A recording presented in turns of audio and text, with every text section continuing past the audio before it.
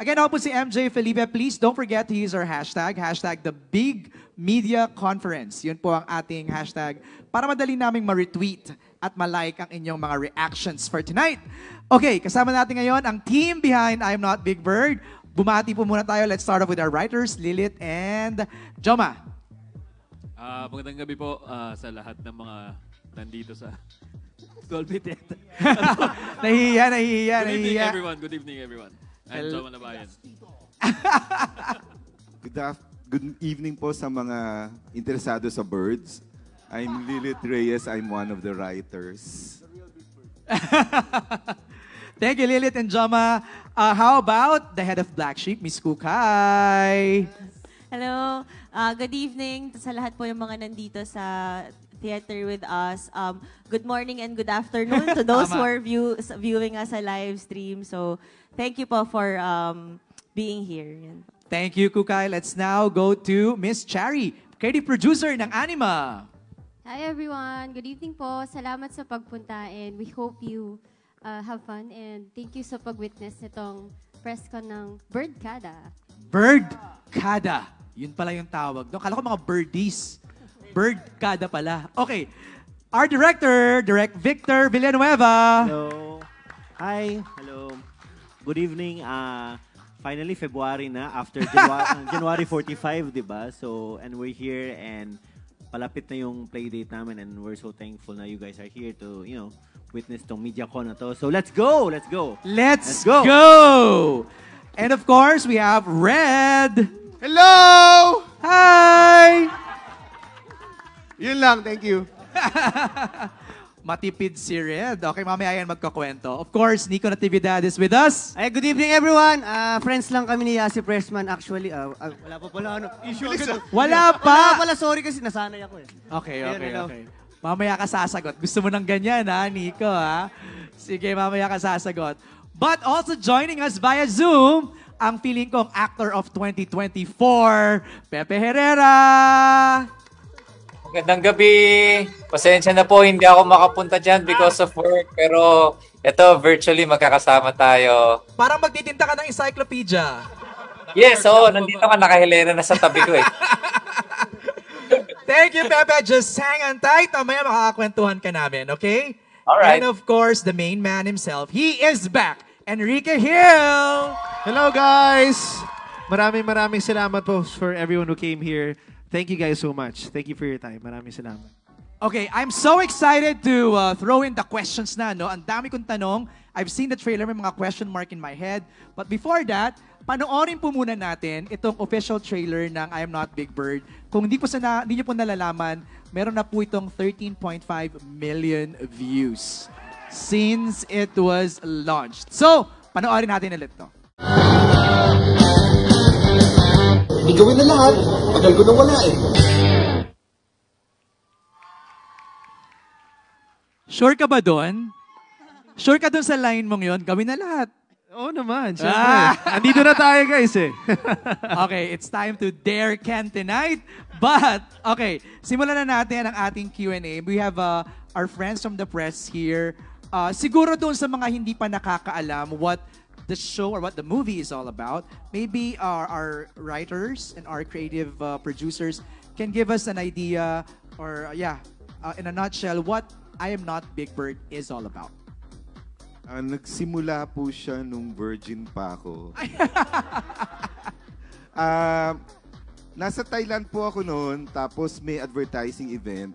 So, kasama siya yung mga Asian market. Bigwigs ng advertising. That's right. So, yung kasama ko na office mate ko, hindi namin alam bakit pag nag-brunch kami doon sa isang hotel cafe, dinudumog kami ng mga Hapon.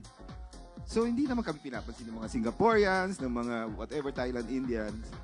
Tapos, so hindi namin alam. So, nagtatago na kami dahil kahit saan kami magpunta kasama nung kasama ko, may mga kumukuyog na mga Hapon. As in, sumusunod sa inyo? Kinikita. Tapos nagpapapicture sa kanya. Sa kasama mo? Oh, tapos naiirita na siya kasi ito na naman yung mga Japanese contingent. So the next year, syempre bumalik kami sa annual event. Nanalo naman kami. Okay. Bilang ahensya. Finally, pinakita nila yung parang Japanese newspaper sa amin. Nakamukha siya na isang porn actor. Tapos ang naka-headline, hindi ko maintindihan kasi hindi ako marunong magbasa ng Nihongo character. or something. Nakalagay, he is not Big Bird. Ay, he's not something. Okay. Yung Big Bird na coin ko na lang as a name Right. later on. Tapos dahil na-realize ko, dude, na wacky comedy siya, nagpatulong na kami kay Joma Labayen. Ang segue, ha? Choma? Yes po, yun nga po, yung Big Bird was originally a concept from Lilith Reyes. And then yung dinevelop namin siya with our creatives from Anima and Black Sheep. Tapos ginawa namin siyang parang, hindi siya coming of age kasi feeling ko lagpas na kami ni Vic sa mga coming of age stories. So ano siya, it's more of a self-discovery.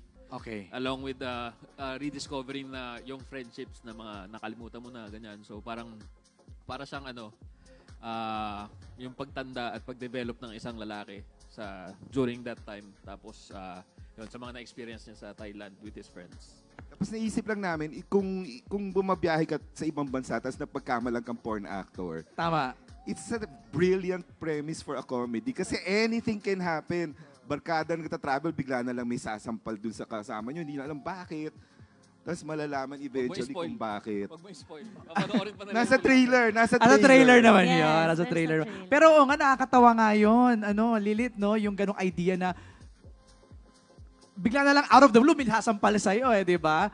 Kukay, you wanna say something? Siguro, to add, kasi yung film nga na to, based dun sa kwento ni Lilith earlier, tapos itong si Kuya ko nga pala siya. Sa mga kagaguhang mga, ay, pwede ba yun? Sa mga, sa mga naiisip nila. But essentially talaga, Big Bird is a story of Carpio, played by Enrique Hill, na nasira yung confidence niya sa sarili niya because naiwan siya ng girlfriend niya, ganyan. Tapos, parang ang dadahilan sa kanya is because you're not man enough. Yun ang sinasabi. And so, he goes on a trip and to find kung paano ba mababalik yung confidence niya sa kanya. Tapos, nakatulong yun na pagdating niya doon, ay, ganito yung tingin sa akin. Ay, there's someone na man. I can be this. So, yun yung journey nung magiging kwento ng I Am Not Big Bird. Of course, plus all the riot and the comedy and the chaos that will happen there in Bangkok. Chari, nung nakita mo at pinresent tong idea na to, anong naging reaction ng Anima? Actually, we were very happy and grateful nung present and pinitch namin ni Lilith yung concept because dito sa Philippines, we're very used to, we love comedy. Mahilig yung mga Pilipino tumawa. And I think wala pang comedy na exploring this kind of topic like, di ba, who would have thought like a guy who has his heart broken tapos biglang pagdating niya on a trip sa abroad, may kamukha siyang porn star. Nobody dared Actually, wala pa nga. Diba, Yeah. to go that route. But in Anima, we always wanna parang push the boundaries of comedy. And at the same time, it's not just comedy. It's about friendship. And it's something that everybody can relate to. And it will always have a heart. Right. Okay, mapunta naman tayo sa'yo, Ken. Nung na-present sa'yo yung script and na-pitch sa'yo yung kwento, was it an immediate yes? Yes. Yes. Immediate yes. Panonoorin daw niya sa 14. Oh, thank you. Thank you. So, walang hesitation? As in, naging interesado ka kaagad? Well, syempre, parang I wasn't really used to these types of projects, Exactly. diba? Pero sabi ko, I've been out for so long. If I come back doing what I used to do, but it doesn't really make sense. And mahilig ako sa comedy. I'm a big fan of comedy. So sabi ko, tara, gawin natin to. I know. So, Okay. yeah. Paano napasama ang ating gang mo dito? Sina Pepe, sina Nico, sina Red. When you got a call that you'll be part of this, what was your initial reaction, Red? Natuwa ako kasi parang una-una I get to work with Direk Victor Villanueva. I'm a fan of his yung mga movies niya before. And then parang sa bucket list ko siya na makatrabaho na director. Tapos sinabi rin parang Enrique Hill also wants to work with you. Tapos sabi ko, uy, okay, pwede ako mag-negotiate ng mas mataas na TF. Oh my God. Ayun, tinanggap ko na kaagad. Nico, ikaw naman. Ayun, syempre, minessage ako ng manager ko na may inquiry nga daw. So nakita ko pala yung title na I Am Not Big Bird. Natuwa na agad ako sa title eh. Bakit? Ano syempre, parang feeling ko agad na comedy to. Kasi ang pangit naman kung drama, tas yun yung title. Sure Diba? ka, comedy ka agad yung Ano, yun yung pumasok sa unang isip pumasok. mo? Parang bagay, Isip ka? Dax ako eh. Dax, diba? Sexy comedy yun. Sexy Yeah. comedy. Tas nung sinabi na si Enrique, syempre, nagulat ako na comeback niya talaga. Right. Tanggap din agad, yes. Pepe, ikaw. Pepe, are you still there? Yes, I'm here. Okay. I'm here. Oy, wow! Nag-suit na. Iba din, ha? Parang hindi naman ako nagtitinda na encyclopedia. Hindi na. Parang mag-church service ka lang. Pepe! Yes! Alam ko, ang dami mo nang ginagawa ngayon, no? Sunod-sunod ang mga films mo, and they're all blockbuster films. Congratulations! Thank you, MJ. When you Salamat, got the call to be part of I Am Not Big Bird, anong naging reaction ni Pepe? Katulad ni Ken, immediate yes ako kagad. Kahit nga wala ng TF eh. De, joke lang. De, kasi tagal ko nang hindi nakatrabaho si Ken. Last na nagkatrabaho kami, mga baby pa kami. Forevermore. Hindi pa ako tuloy nun. So, looking forward talaga ako na makatrabaho siya uli after Forevermore. Tapos sa Thailand pa, paborito ko kasi sa Thailand eh. I love the culture, I love the people, everything about Thailand. That's right, that's right. Food, yes. So, why not, diba? Thanks, Pepe. Direct Victor, ikaw naman, when you parang inaayos mo na lahat, no? Medyo hinuhulma mo na yung i-execute nyo nung i-shoot nyo na siya. Kasi kukulit itong mga to. I'm sure, sumakit ulo mo sa mga to. Well, first, nung inano sa akin yung project, nagulat ako na, Enrique Hill wants to do it. Sabi ko, ha? Na parang napabisay ako na. Okay, so you were siya. first. You were first chosen to do the project. Tapos sumunod si Ken ang gagawa. Okay. Parang matagal na ito na dine-develop, gano'n. Okay. Then parang nung sinabi na si Ken gagawa, parang sure Jude siya. Napabisaya ako na parang, kasi medyo, Sure Jude, oy? Pag sure diya. As in, like, kasi ang daring niya eh. And then, and itong cast na to, parang, they've been, actors that I want to work with, si Nico, si Red, si Pepe, na parang powerful ensemble. Right. Then ang worry ko is, shit, baka di sila maka-get along, no? Kasi baka like may power dynamics. May power dynamics. Pero kaya sinasabi ko, mag-bonding kayo, mag-inuman kayo. Kasi dapat mukhang matagal na kayo magkasama, ganun. Pero alam mo, natural na yung chemistry at bond nila, nabuo lang while we were shooting, mga ganun. So, parang mas kwelang version ng Entourage. Yung vibes nila eh. Parang ganun yung feel nila eh. Okay, kanina napakita natin was just the teaser lang pala. Tama ba ako? So now it's the official trailer. Ito na, mapakita na natin. Okay, ito na po ulit yung official trailer ng I Am Not Big Bird. Let's watch this. Yon yung official trailer. Grabe, captured yung kwela ng pelikula. Okay, before I call in Chad Rosette for our first question, hindi kami nabanggit lang si Direct Victor kanina na naalala ko, daring daw kasi to, so hindi siya sure kung kaya mo talagang gawin. How daring ba yung gagawin mo dito? Well, nagpakita ka ba? Ha? Nagpakita ka? May isang scene. May isang scene. Siyempre, kailangan ko i-prove na hindi nga ako si Big Bird, di ba? So, Okay. yung scene na yun.